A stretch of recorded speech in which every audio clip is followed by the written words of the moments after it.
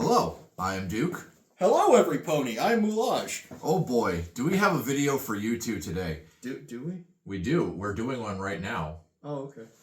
Today we're going to... I've talked on this channel a bit about post 9/11 masks and basically kind of the uptick of masks on the commercial market that resulted from the September 11th terror attacks. But we're going to be talking about a very specific facet of that today. The specific subsection, yes. So obviously there's the video on the Potomac? Potomac, yes. The pot mix is a separate thing that actually works. Mostly. So you already know about things like the Potomac, where people were just kind of shitting out, substandard escape masks to, fill the need.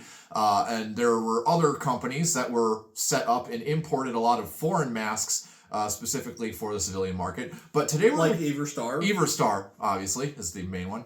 But today we're going to be talking about two examples of masks that were sold by official safety companies, long-established safety companies that did not have the faculty to produce their own CBRN-capable mask, so they imported their foreign military masks, but very high-quality ones.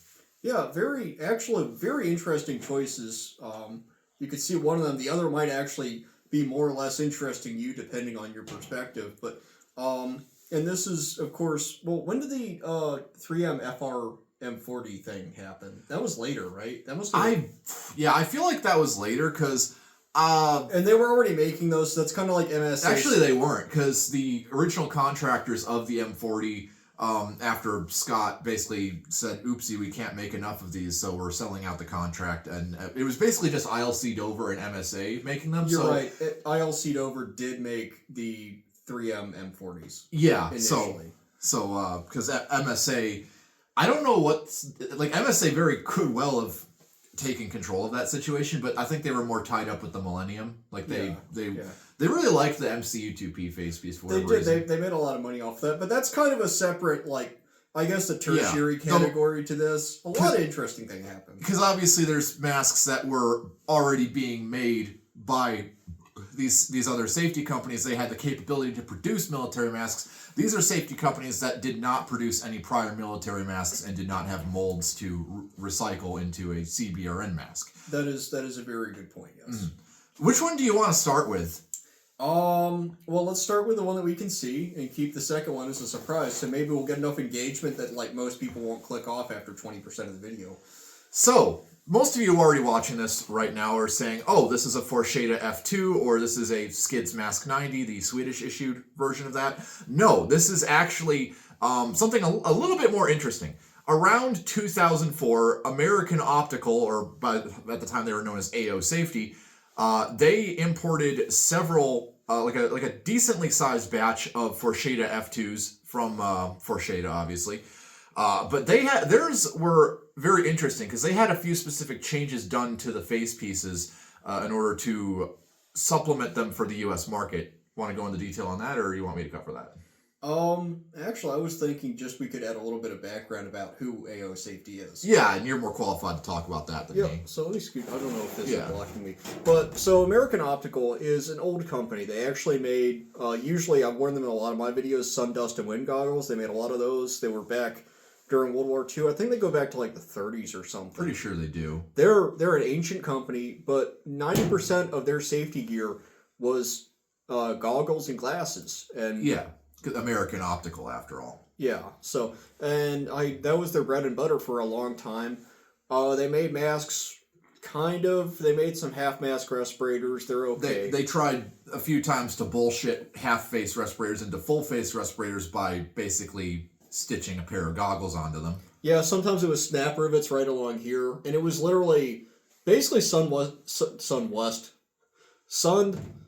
dust, and wind goggles, literally just either snapped onto or directly attached to a half mask. And I think they did attempt a fully molded version of those where the goggles were not separate. That was the GR2000. They're all GR2000s. Oh. Technically, they had a really inventive naming system where if it started with an R, it was a respirator.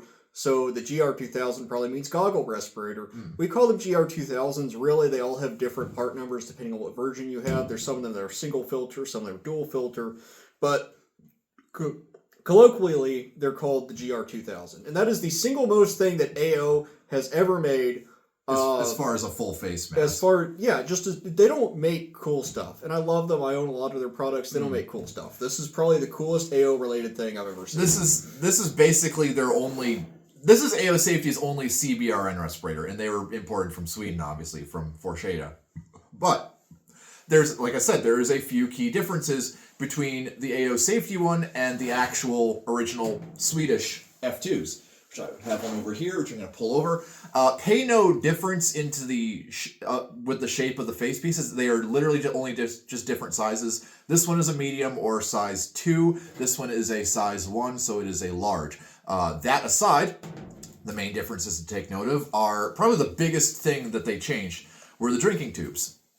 So on the Forsheda F2, you can see it has its own proprietary drink tube. I need to make a video on these masks at some point to go more in depth about them, but this is proprietary. It's not compatible with Avon, not compatible with Scott, not compatible with anything other than the drinking system that Forsheda designed. And show us how low it lays on the face piece. Notice how it's like completely flush with the front outlet slash voice. It's not really a voice emitter because it's only an outlet, but that you can see. This is like one of the few flaws with this mask is that it is a little bit tricky to take that out if you're wearing gloves. But anyways, you can see on the AO Safety mask, which they literally only just, like in the one pamphlet that we have for these, they literally only called it the AO Safety CB gas mask. They didn't have any other name for it. You see the AO Safety versions have a Type M adapter, or an M1 adapter, if you will. These are compatible with U.S. canteens. I think we have one around somewhere, but I don't know where it is. Doesn't matter too much. Yeah, everyone knows one. You could pretty much just see the difference right there. This is compatible with U.S. drinking adapters. This one is not. So I'm not entirely certain the reasons why these did not go over very well on the U.S. market. Probably a combination of poor marketing, poor sales. They did not last very long. I don't have any evidence that suggested these were offered any later than the early 2000s. In fact, the brochure we have is dated 2004, and that's like I cannot find anything else on these. This is basically like there's a few examples still on eBay as far as I can tell, but other than that, there really isn't any information on these. And you can see how far it sticks out. This is an improvement for the record. This is a great improvement. This is honestly the superior version, in my opinion, of the Forsheda F2, because not only is it compatible with a more widely adopted drinking system, at least in the U.S.,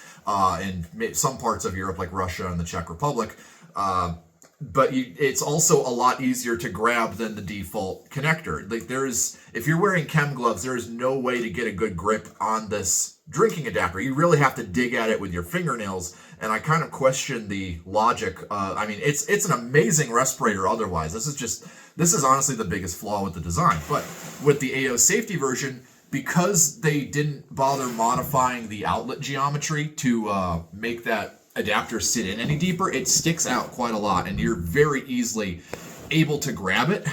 They basically, I don't know if you can see it on camera, but they basically just glued a plastic ferrule inside, like a little plastic insert inside that hole where the normal Forsheda adapter would go to accommodate the Type M adapter here. So again, fully compatible with US canteens. That is the primary difference. The only other difference. And let me take control of the head here so I can get. Let me just get the drinking tube back around here. Yep. It's a little bit tricky to do that. Especially that's like the only problem with having it longer is the tube's a little bit tighter. But you'll notice on the right, or I guess your left lens here, it is marked AO Safety. On the Forsheda F2, it is not. Tilt that back just a little bit. There, that's good. You can see that very clearly. And then obviously this one is completely blank. I think after I'm pretty sure all subsequent F2s after the AO Safety contract had basically an empty mold mark on this specific lens, just in case there were any other subcontractors that wanted to make their own or subcontract their own version of the F2. As far as I know, nobody else. Actually, no. There's one company that's sort of like it's what were they called?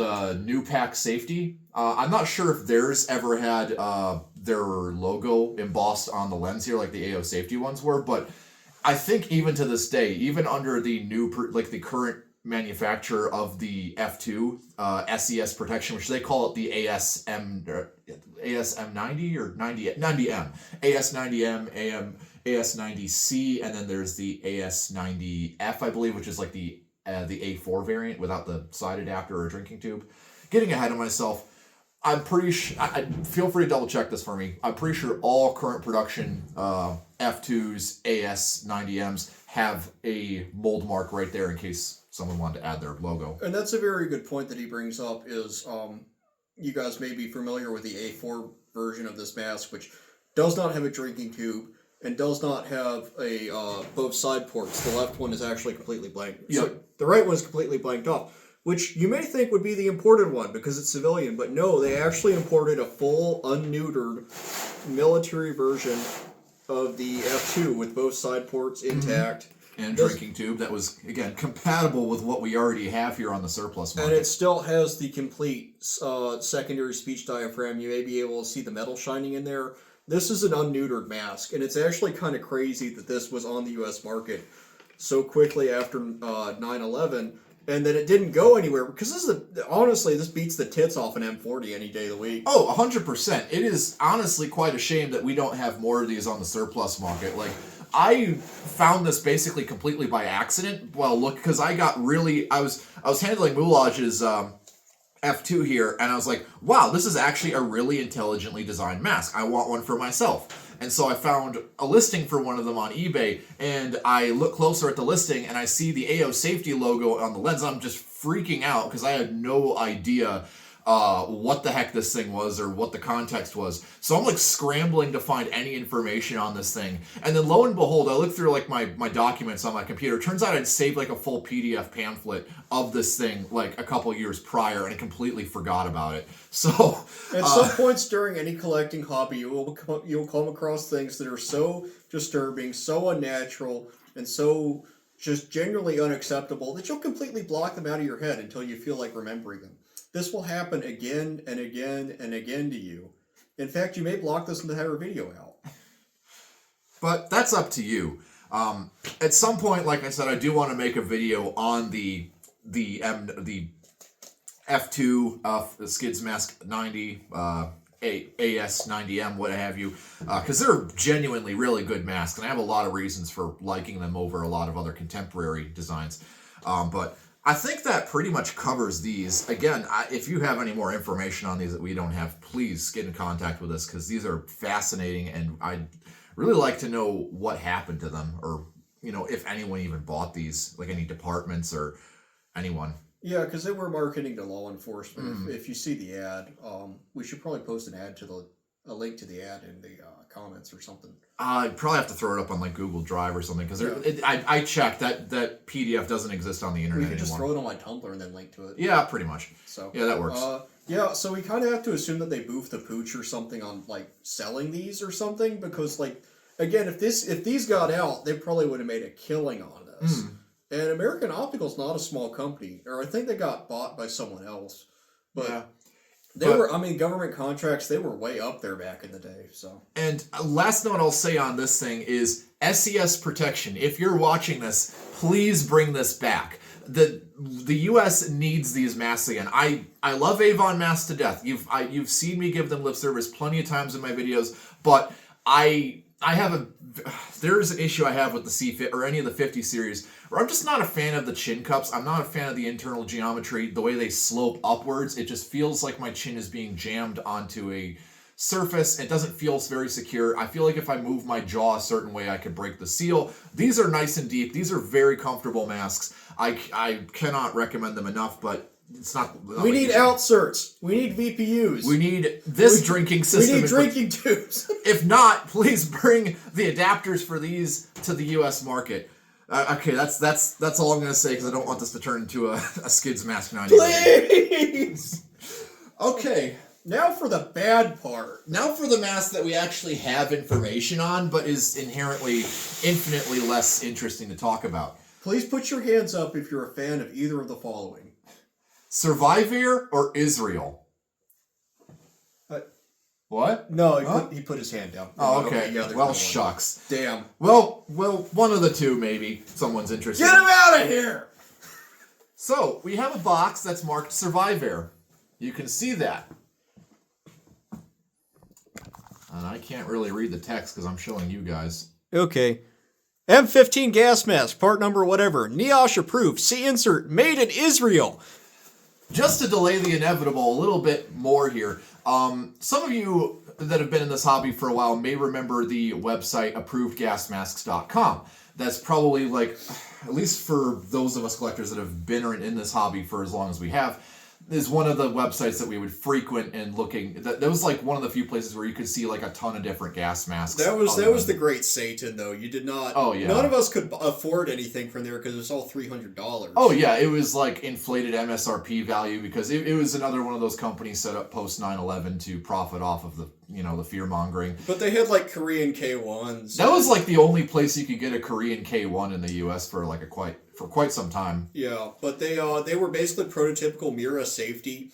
Actually, the same way they would probably go to foreign countries. They were Mira safety before Mira safety because That's what prototypical means. Yes. Well, yeah, because like not to get into this, but it's kind of funny the parallels because.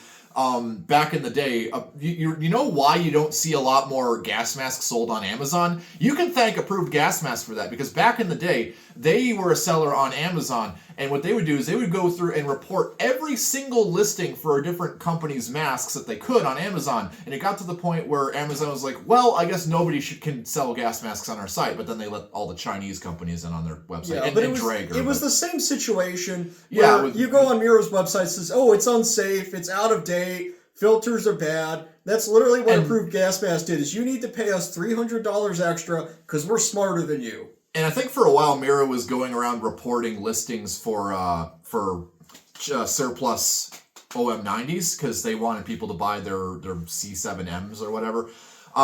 Again, same thing. So for a while, that basically on ApprovedGasMask.com, they were saying, do not buy surplus M15s. They are they haven't been inspected, which is a fair statement. It's not like they were making some audacious claim look, here. if you were running an industrial company, yes, that's a valid thing, is that insurance isn't going to cover your employee dying because he put on a fucking check OM10 that you bullshitted a 40mm adapter onto. That's a completely valid thing. But for the prepper market, I mean, you guys are going to die anyway because you're idiots. Who cares?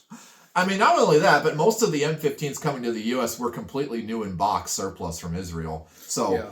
But these were, as you probably have already guessed at this point, these are just normal M15A1s that were redistributed by Survivair. Which is weird, because Survivair actually did know how to make full face masks. Yeah, and they have for a while. Like, you would think they would take, like, the molds from, like, one of their other, like, what's their full face mask called? What, the blue ones? Or yeah, the blue ones. The blue ones, we just always called those Survivairs. Now, the OptiFits came way later. Yeah, the OptiFit was kind of like a dying breath for Survivair to make a CBRN face piece of their own, which I will give Survivair credit. They did actually manage to pull that off. The OptiFit is tits. I don't think it's in here. I think shucks. I think we brought it back to storage. Yeah. Doesn't matter. You all know what an OptiFit is. It looks like an Avon Scott AV 3000 basically. Except a little bit lower poly. Lower poly, more adapted towards being an APR. Pretty good mask. And again, they made CBRN versions of those with a drinking tube kind of haphazardly jutting out of the front. But they did work. But this is what they offered before that. Let's get a shot of those markings real quick on the forehead. Oh, forehead. yes. This is the literal only difference between Shalon Chemicals M15s and the Survivair imported ones is that they had a custom mold marking added to the forehead. I like how it looks like a roundel, but it's not a roundel. There is... Okay, so there's a 2003 example. Good job.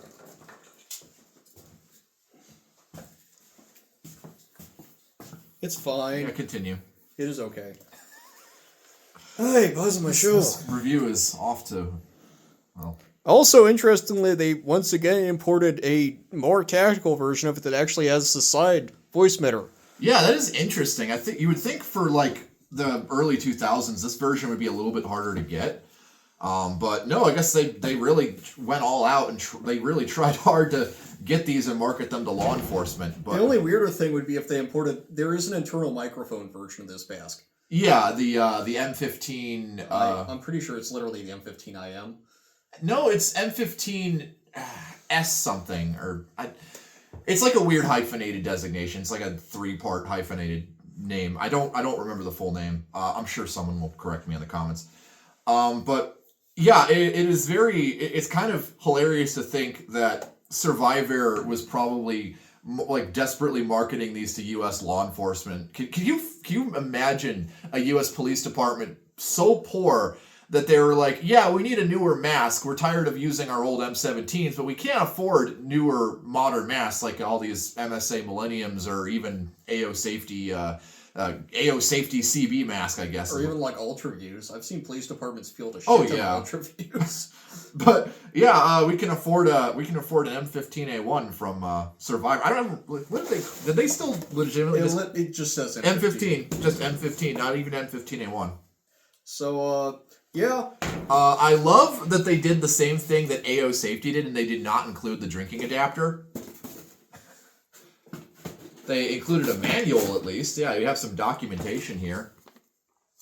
They have a little plastic tie strip for, the waterproofing bag. Did that filter come with this? Yes, it did. Which is literally an Israeli Type 80 filter that's been painted black and given a NIOSH label. But, to be fair, I mean, it's not too strange because the Type 80 filters, believe it or not, were developed by ILC Dover. A lot of Israel's masks, barring the model number 4 and the M15 series, were developed by ILC Dover. All of their hood masks, ILC Dover.